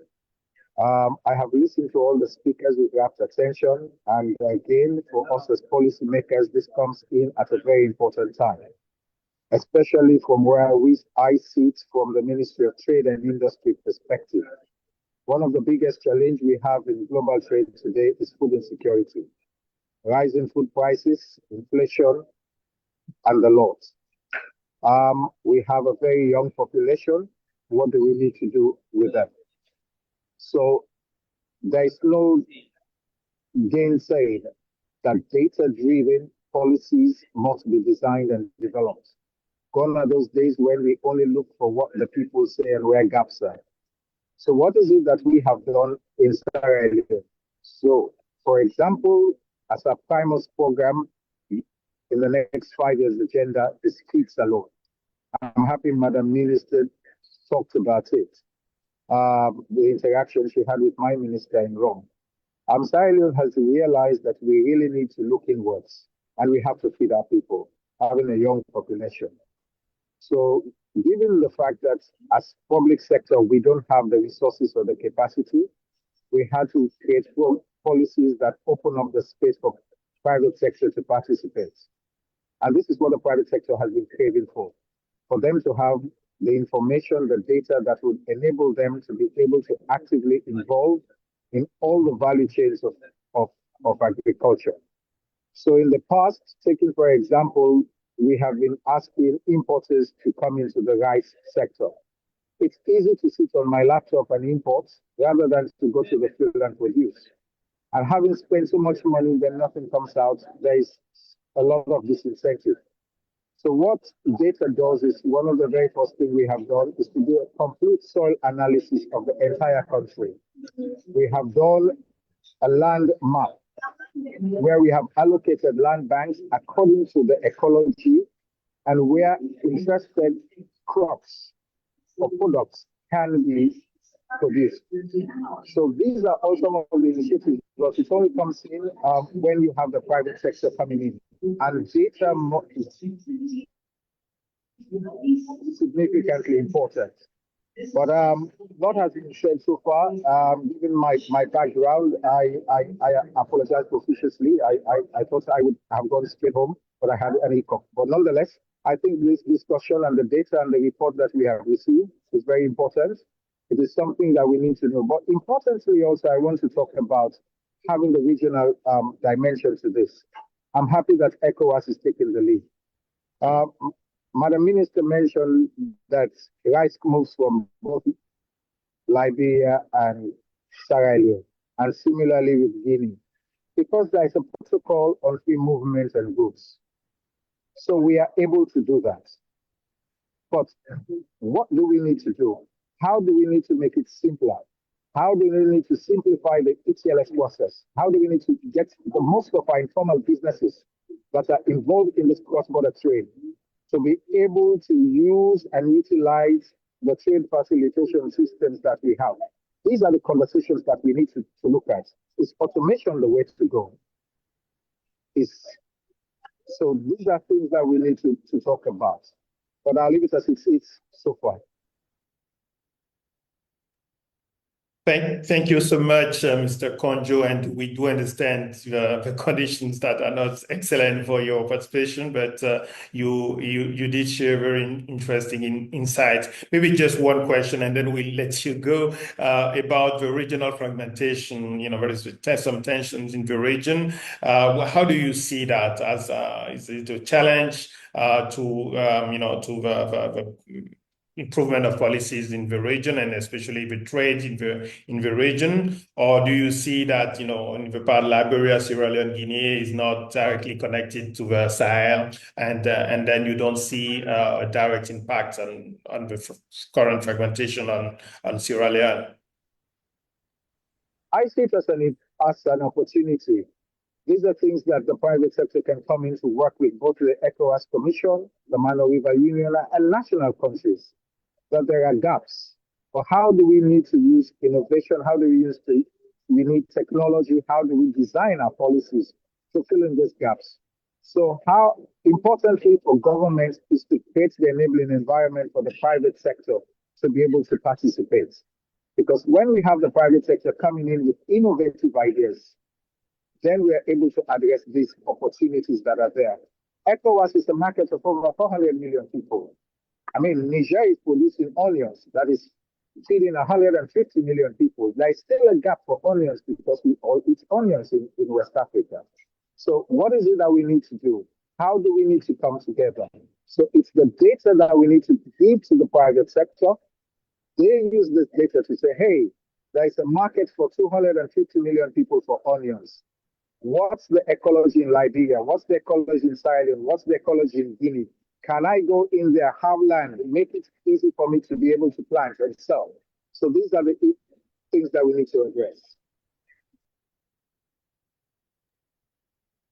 Thank you very much for your participation. Again, a pleasure to have you with us. Thank you all. I think that was extremely rich as a panel. And now we try to answer some of the questions. I think there are a lot of them, 18 so far. We might not be able to cover all the questions and comments, but I will maybe ask if Alain C. Traoré from ECOWAS, who is not on my list, but has some questions about ECOWAS policies. I'm sure that he will be happy maybe also to respond to some of them. So maybe I will start with Alain C. Traoré, if he's still connected and willing to share some responses. And then I will turn to Alban as well for some of the questions. Maybe on ECOWAS, I think there is a question about the agri centers. How is ECOWAS strengthening the regional agricultural centers to enhance data resilience and support evidence-based decision making? And I think there's also a question about digitalization, the use of digital tools to collect data. I think that is an important issue as well. And the third one, still for ECOWAS, about how to get the data about the various import bans that were taken by some countries of the region. I think that's also a very important issue. In the last few years, many countries of the region have been, making individual decisions about banning some imports of food. So, Alain, do you want to share a few thoughts about these issues? Yes, Jules, thank you very much. Again, I don't know why you are always asking us the most difficult questions, but it is also normal. Let me express, first of all, my real satisfaction and happiness because of the return that we are getting from prestigious and honorable people who reacted from the report. This means that we took a very good decision when we were formulating the EAT program, and we asked the team leaders of the EAT program to help us to understand better this regional market. beyond out of the box on official data. And I'm very happy for that. And thanks also for the Secretariat of OECD, Alban, and the team who make this possible. Coming back to the three questions that you raised, one of them is related to digitalization. Currently, we have formulated a very ambitious and great program called Food Resilience System Program, the FSCP program, funded by the member state because they are taking loan from the World Bank and getting some subsidies from the World Bank to develop the resilience of the food system. And one of the components precisely is related to digitalization of agri-information system. We cannot be relying on collecting data as usual, like in 1960s. Looking at today with Android development, with technologies, modern technologies of information and communication system tools that we have, looking at satellite system that we have, and we have decided to give that component to Sales Agreement Center based in Niamey so that they can continue to perform the data collection from, let's say, regional market, agri-markets spread within ECOWAS region. Everybody will tell you, for example, that the most powerful regional market on cereals, particularly on maize, is in Kano. Some will tell you that the most powerful regional market on cattle is in Lagos, in some of the country, in the Sahelian countries, and so on and so forth. So we are trying to perform this system so that these data will be available in all means by everybody using simple telephone map application, app application. We can be accessing to those data. So work in progress. We are still not yet there, but we are making progress. And I know that the SWAC Secretariat is also contributing to that reflection and using also the card harmonizer system, the collection of the price, the commodity price in the market, international price market, etc., etc. So this is one part of it. The second question, of course, is access to the data. We are still starting on the starting blocks. The ECOWAS agriculture information and the other one on intra-regional trade data that my colleague is driving. We're trying to bring them together. And very soon, at some point, these system platform will be speaking to each other. We in charge of primary data, production data, when we are talking about quantity of maize, quantity of cassava, quantity of rice, quantity of yams, etc., etc. This is primarily the agri system responsibility. But when this comes to trade data, this is secondly the responsibility of the trade institutions and trade structure. So these two platforms will be speaking to each other, and very soon individuals, policymakers, and citizens will be able to access on those data platforms, and we help them to take the decision. So work in progress. And thirdly, finally, we are trying to build a strong network within the region and also enable other proxy organizations, NGOs or farmers organization or traders organization such as WACTAC that has been even, and I thank the team, the researcher team who work with them closely. This is an instrument that we have pushed to be established. This is made by the traders, the agri traders among themselves. These are the first people using the data, trading along the corridors, and that can also inform the data at the regional level and at the national level. So we want to improve this kind of collaboration between us and others and other regional structure to make it happen.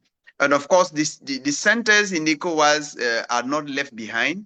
We are trying to bring them into the system, particularly under the auspices of the coordination of CORAF, because CORAF has a mandate for us to coordinate the all national agri research centers within the member state, and the data are then collected, coordinated, and sent to us for necessary review. And that will inform our policy review system in a better manner. Thank you. Over. Thank you very much, Alain. I'm sorry, but I still have two difficult questions for you, just very quickly. One about the regional fragmentation. There was a question about, the challenge which is posed by the situation in the Sahel and what it can mean, especially how to support maybe the traders for these countries who are facing or will face more difficulties in the actual business. And I think there is also just a very short one about the name of the project that you mentioned on the digital solution. And maybe a final one on SLACAF, but maybe I will ask that to someone else. Again, it is a difficult question, it's a political question. If some things could have demonstrated in a powerful manner that we are well integrated, like this is a study that's showing us, this research paper is giving us the necessary to keep connected, keep being integrated, keep working together. Now, of course, the current political situation is under review, under discussion. I cannot mention any things about that, but discussion ongoing, negotiation ongoing.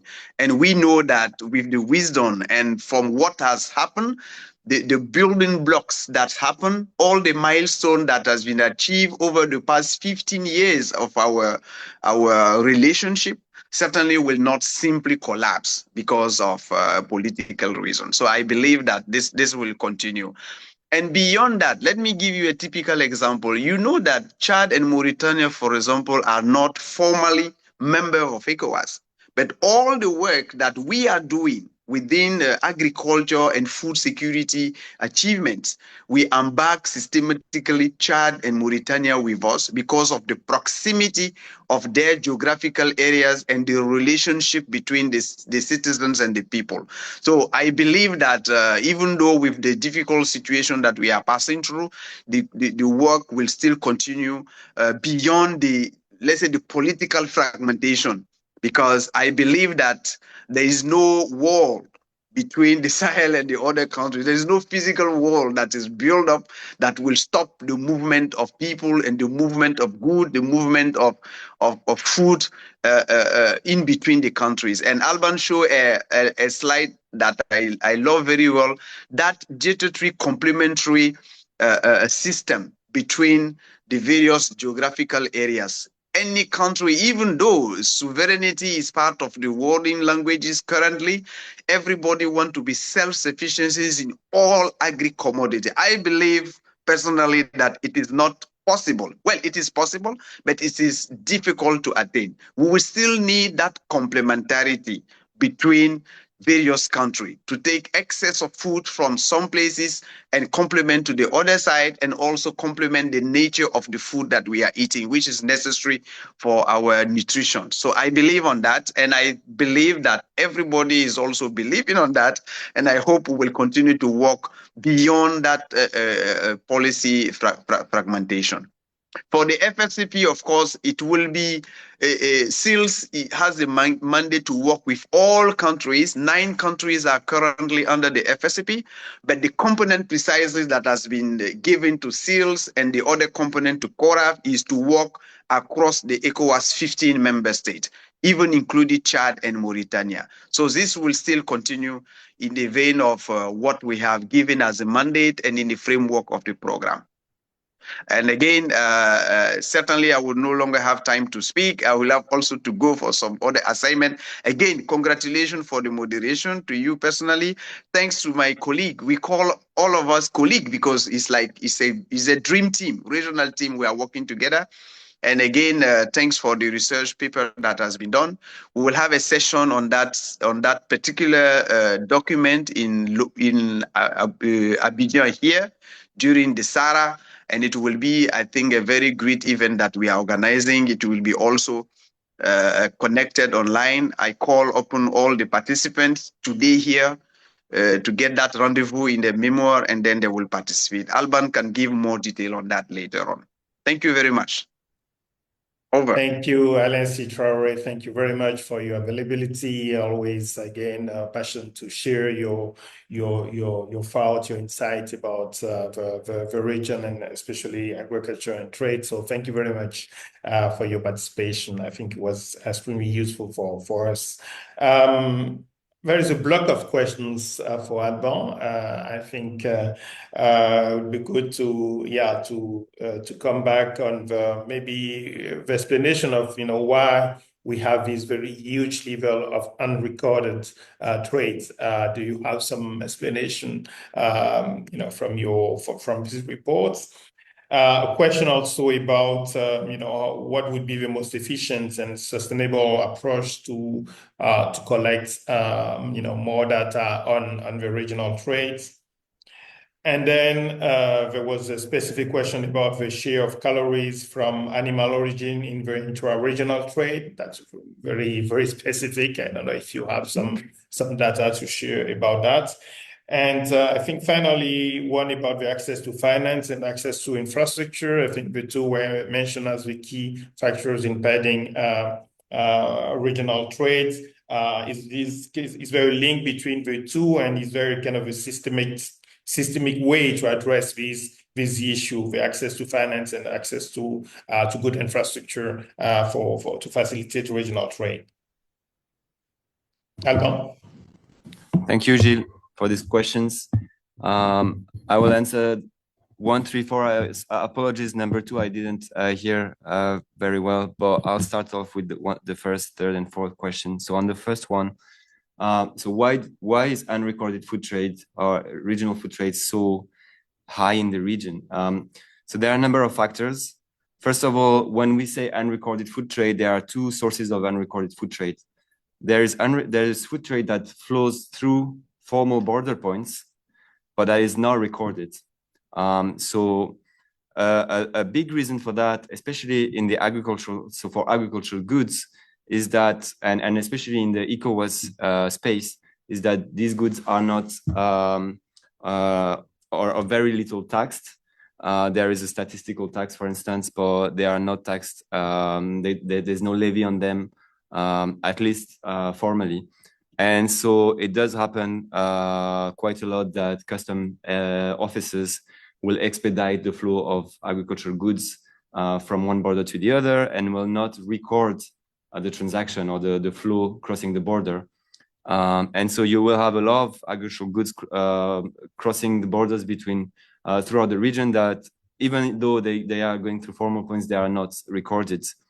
Then there are also some arrangements between custom officers and some traders that might be formal or informal, whereby the flow is not recorded either. So that's another reason why at the formal border post, an agricultural good flow might be unrecorded. Then there is a bigger reason, of course, is that the majority of the flows go through informal border crossings, so they don't go through customs. And where they don't go through customs, they're not recorded by definition. And there are very long borders and porous borders between between countries in the region, thousands of kilometers long, if you think of Nigeria, for instance. And so these border crossings are just, if you will, traders follow the path of least resistance. They go through crossings where they already have, there's a trading network. They are clients on the other side of the border or further along the region, and they will follow these trade routes that may not go through formal border points. In some areas as well, the presence of the state is not so strong. So by definition, there are not many formal border points to begin with where traders might go through. So that's that. Finally, so you have this kind of natural cross-border flows. You have these flows through formal border points that are not recorded. Of course, you have two other factors of tax evasion, or it's more costly for traders to go through formal border points where they may be taxed even a little, or there may be informal taxes, so they'd rather not go through those. And you do have also the problem of especially for women traders of harassment at border points. So, or insecurity, more generally speaking. So some traders might go through informal border points where to avoid insecure areas or to avoid harassment at formal border points. For all those reasons, you do have a lot of unrecorded inter-regional food trade in the region. It's almost the natural state of things for a lot of these food flows that, as we presented. On your third question on the share of calories for inter-regional food trade that are derived from or attached to animal proteins, animal foods. So yeah, we've computed those shares. As everything in the report, they're based on partial data, whatever best data we could find. But what we found using that data is that 20% of calories in intra-regional food flows were derived from animal proteins. So that's the main source of calories, it's animal proteins. This is because, as many people know, a lot of the intra-regional food trade that is unrecorded is also about livestock and cattle in particular. So that's a major reason. By the way, if you look at the formal livestock flows, we estimated formal livestock flows from Burkina, Niger, Mali. If you look at official statistics, they are maybe 50, 60 times below the actual flows that would be more realistic based on herd size, culling rates, and the like. And it's not just livestock, it's also fish. This is one of the things that maybe is not much talked about when talking about inter-regional food trade, but there's a lot of fish trade, smoked fish, also frozen fish, some of which actually goes to stay within the region, goes to, for instance, Côte d'Ivoire from Senegal. Some of it is then re-exported. But yeah, there's a lot of, it's difficult to disentangle what the share of the fish calories actually stay within the region, but that does account for quite a lot of animal proteins. Yeah, so that's what we can answer on that. The fourth question on the linkages between access to finance and infrastructure, access to better infrastructure. It's a bit of a tricky one. One thing that's for sure, so we had public-private dialogues, one in Abidjan, one in Accra this year, still under the EAT program, with food traders and chambers of commerce and also ECOWAS and government officials. And we discussed the constraints to inter-regional food trade based on those surveys and the data that I presented. And one thing that came frequently is the logistical issue in the region.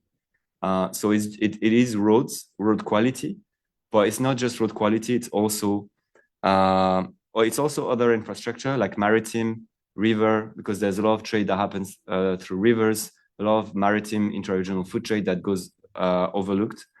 So it's the infrastructural issue too.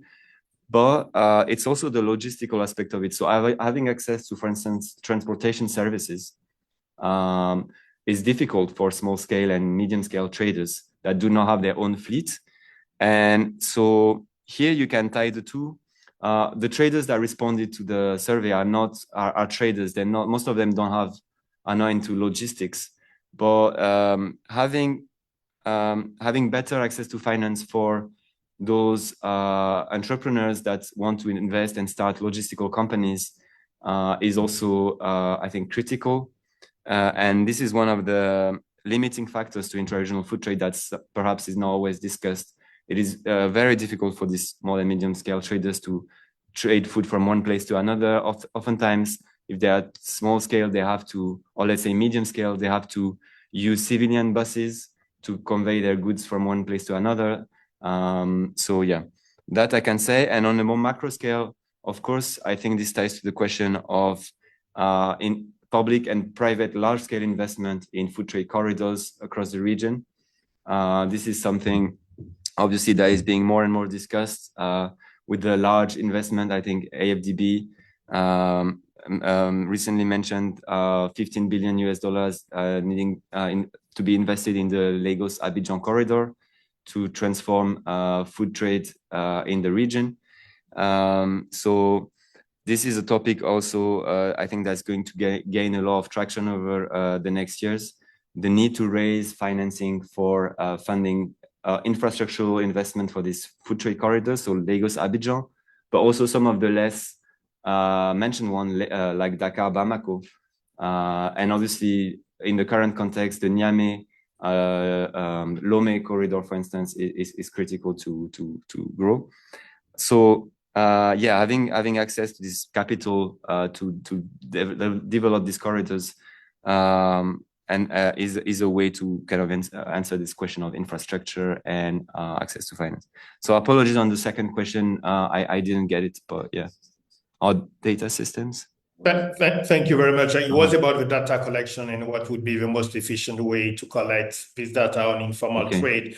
But actually, I think one of the participants mentioned the seals, which have a system which is called ECOWAS, informal cross-border trades, with involvement of UEMOA, WEMO as well. And I think that's probably a system which responds to some extent to this question about data collection. But maybe you want to add something about that. I think that's a great mention. The ECOWAS, we used a lot of the data as I presented to estimate unrecorded intra-regional food trade. So yes, led by sales. But on top of that, one point that we are making also in the report is that it will be underpinned to a large extent by the national statistical systems.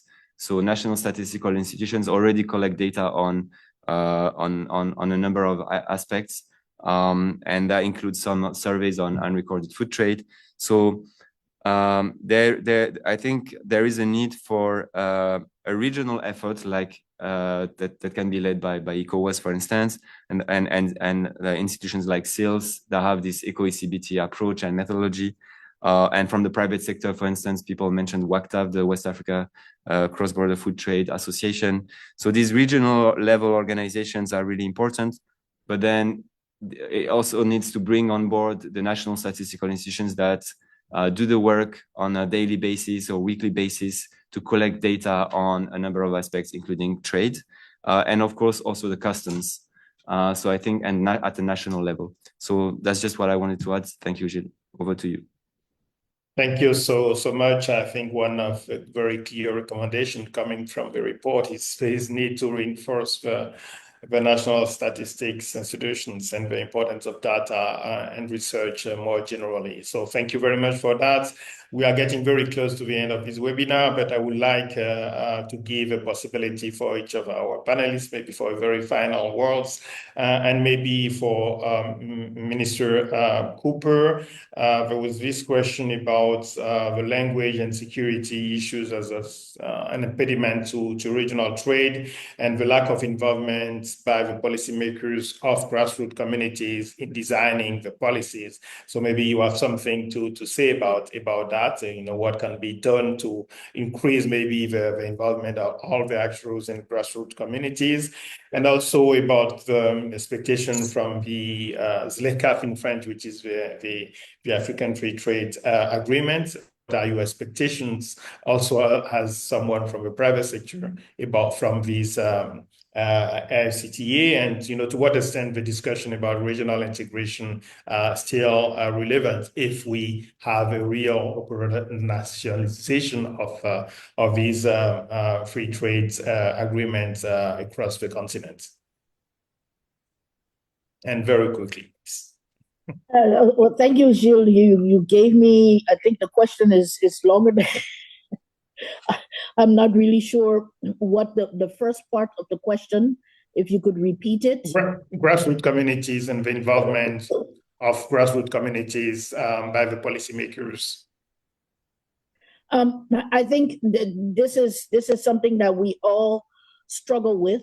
The fragmentation when you think that in Liberia, our little country here, we have 350,000 rice farmers registered at some point.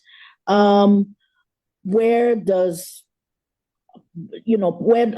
policymakers reach all of those? And yes, I know about cooperatives, but cooperatives are also fluid and porous. So involving the grassroots communities, I think it's not so much the top-down approach. We've been there and we've done that. We need to look now at new approaches where they can come up with themselves and they can self-organize rather than we organize them for themselves. And that's not working too well.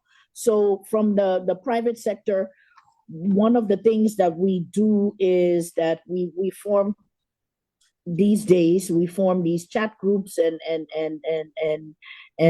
media groups social media groups where we try to interact as much as possible and let the information flow from the grassroots upwards to the policymakers.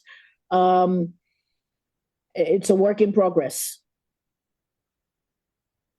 And in terms of the fragmentation, there's something you asked, the regional fragmentation. I think that the response from Alain, well, it's not Alain, well, somebody responded already on that. Political fragmentation does not mean day-to-day fragmentation. Our border communities are one. We have to understand the economy of the borders, and all of our countries are grappling with it. Okay, so if the countries pull out of ECOWAS, does that mean that they're no longer the relationships that we have with them as, for example, Liberia? Does that mean that it's gone because there's no ECOWAS? But we were relating to them outside of that. So we find ourselves still having relationships with them while the political dialogue is still going on. And the food trade, it can be hampered in the formal sector, but the informal sector, somebody else mentioned that it's an opportunity, so it will thrive. We will find ways around those political barriers. Wherever there is a demand and there is a supply, we will get those onions, even though I'm not an onion eater, we will get those onions from Niger, and we will get those tomatoes from Burkina Faso, and that rice from Mali. Thank you so much, Mrs. Cooper, former Minister of Liberia and rice entrepreneur, for your participation. And again, also we can feel the passion for improving the well-being of people in Liberia and regionally. And thank you for your word about the very pragmatic way also to go beyond the political tensions in the region. Thank you very much. Maybe I will ask Mr. Konjo if he's still with us and can speak. Just last thought about this discussion and maybe the issue of expectation from the African Free Trade Agreement. Emmanuel Konjo. Well, I know that it's in the airport, so he might not be able to speak. Maybe I will jump to Usenunga. Maybe your last thoughts about okay. We got Emmanuel. Sorry. So Mr. Konjo, yes, please. Yes. Thank you. Yes, if you could just repeat the last question, I dropped you a bit. If you could just repeat your question again. It was about the African Free Trade Agreement and the expectation from that, and the link with the discussion that we have about regional trade.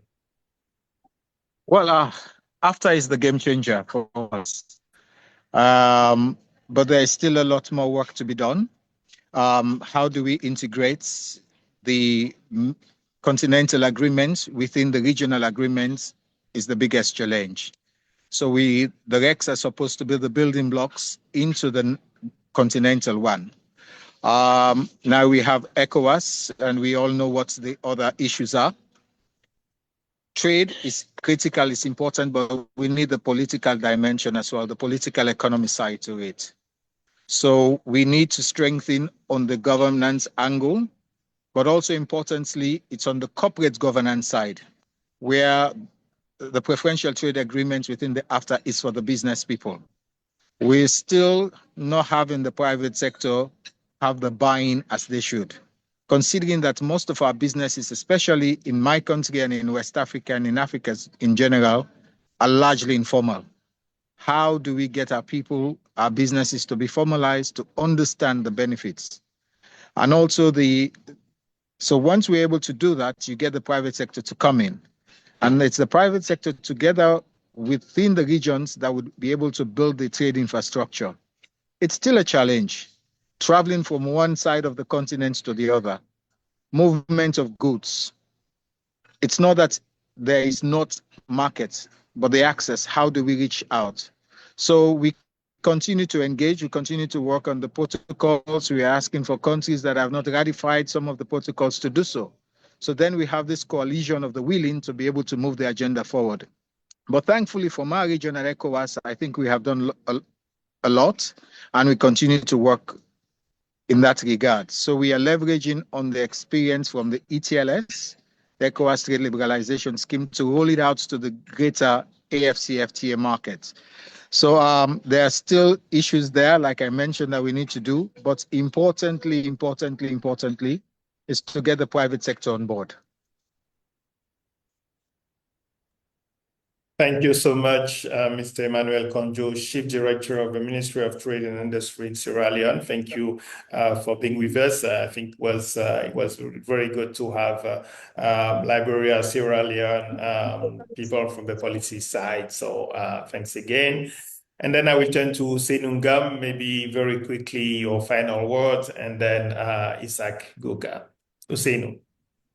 Thank you, Jill. I think my final word would be an invite to broaden the space about what we consider as being data, and not speak about only data. We should even speak about knowledge, because I think we are in an era where we talk about artificial intelligence, where there are a lot of innovations and technologies that could help gather additional data that would complement what is missing. I'm thinking about drones, satellites, mobile data, and so and so. And then also we are talking about data for like exchanges between countries.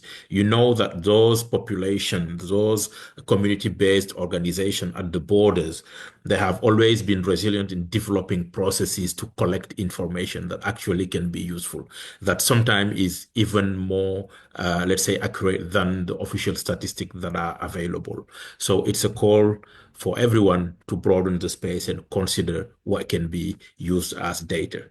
Thank you.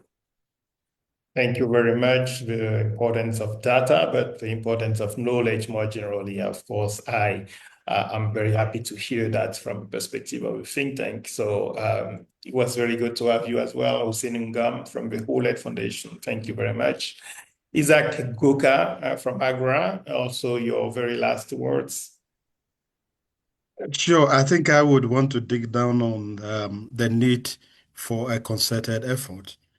You realize that there is bits and pieces of data all across the continent, and there are bits and pieces of data that all stakeholders are mining here and there. But there is the need to start building a continental data, a go-to place where when you need a data, you need a data you can just go to and be able to do that. One of the things that comes to mind is that it's easy for you, if you want to look at what is the export rejection rate in the world, it is easy for you to be able to go to places in databases for Europe or the US and be able to do that. But on the continent, we don't have that. And Agra, we've been working with the AESO in terms of consolidating really food safety data, for instance, to be able to build that continental database where you could go if you want to know what is the compliance, the most difficult compliance requirements that businesses are not able to comply with, which is being reported constantly. You should be able to get that. Another thing is really about NTBs, non-tariff barriers. How do we get that? You see, for data to become available, we have to consistently collect that data and put it out there for people to see. It becomes a peer review mechanism. If a country sees itself, regularly being on the limelight, to say, look, really, it is difficult to export or trade to this country, and these are the ABCD why they are not doing it. It becomes something that puts a bit of pressure on them to do better. We used to love the old days where we're having the doing business index, although it has its challenges, but it was a good peer review mechanism. So that would be something that we'll do. We currently actually engaging with academia and some other stakeholders to develop what an NTB index. That is something that we need to build gradually. And so we're going to get there, but it requires a concerted effort by all stakeholders involved, government, NGOs, the academic institutions, researchers. We need to build it together, and we need to keep an eye and avoid a siloed approach in dealing with these data issues. I mentioned the regional food balance sheets, which we started with COMESA, and the idea is to scale this to the continental level, and working closely with the AFCFTA Secretariat in building some of these systems. So we would get there, but we need to put all our hands on deck. Over. Thank you, Mr. Isaac Eguka. Thank you very much for your participation, and thank you all. I think we are almost still 150 participants to this discussion. Thank you for your interest. Well, it's time to end, but I will turn to Alban from the SWAC, the Club du Sahel, and Sahel and West Africa Club of the OECD for the conclusion of this webinar. Alban? Thank you, Gilles. So I will be brief. Thanks everyone for joining in today once again. I think what we have seen today, at least from our perspectives, is that it is important, of course, to measure interregional food trade. What we do not measure, we cannot manage, we cannot grow, we cannot leverage to our benefits. So interregional food trade in West Africa is far more significant than official figures suggest. And yet it remains largely invisible in both regional data, but also policy discourses. So first of all, my first point is that I do hope this discussion is a step towards making this topic a bit less or a bit more prominent in policy discourses. And the second point is on the importance of why do we need better evidence, better data on interregional food trade. I think all of the panelists spoke to that from their different perspectives today, and it was really valuable to hear these different perspectives. I would like to highlight three aspects. The AFCFTA, the implementation is ongoing. And this implementation of the AFCFTA in West Africa calls for more accurate data on the scale of intra-regional food trade. The second one, and I think Isaac mentioned it, is the recent Kampala Declaration of the African Union, which urges governments to triple intra-African trade by 2035, intra-African food trade. And of course, what we have seen from the data is that actually, if you just start from look at the official statistics and you would add the data on unrecorded food trade, this objective of tripling intra-African trade is magically already achieved. And even more than that, it's 6 times, the actual value is 6 times official statistics. So if we want to actually triple intra-regional food trade, we will need an accurate baseline for this objective to be measured. The third one, and I think we touched upon that during the webinar, is the importance specific to West Africa of the current geopolitical shifts. And so having accurate data on food interdependencies between countries in the region, I think is really important to really have a good sense of regional integration through food, through trade, and ultimately through economic growth that is tied to the regional level. So lastly, this webinar brought policymakers, evidence producers together. And I think at OECD SWAC, with our team, we want to keep that momentum going. hand in hand with ECOWAS, hand in hand with GIZ and the EAT program and other partners. So we will release our report as discussed next month. Of course, we will communicate around the reports. We also aim to organize a high-level event towards the end of 2025 to try and really place the issue of interregional food trade more prominently on the regional policy agenda. So stay tuned, and thank you all for your participation, and I wish you a pleasant rest of the day. And thanks to you, Gilles, for the moderation, and over to you. Thank you very much, Albin. Thank you, Alain Citraore, Kola Shofola from the ECOWAS Commission. Alain, do you want to add something? Oh, you are good. Okay, thank you very much. Thank you all. It has been really a privilege to moderate this discussion. There will be other opportunities. Of course, we have not been able to address all the questions, but I think it was a very useful discussion, and we'll be happy to see the report as well from the West and Sahel Club from the OECD. Thank you all. Have a fantastic day, and see you soon. Thank you. Goodbye. Thank you. Bye-bye. Bye, everyone.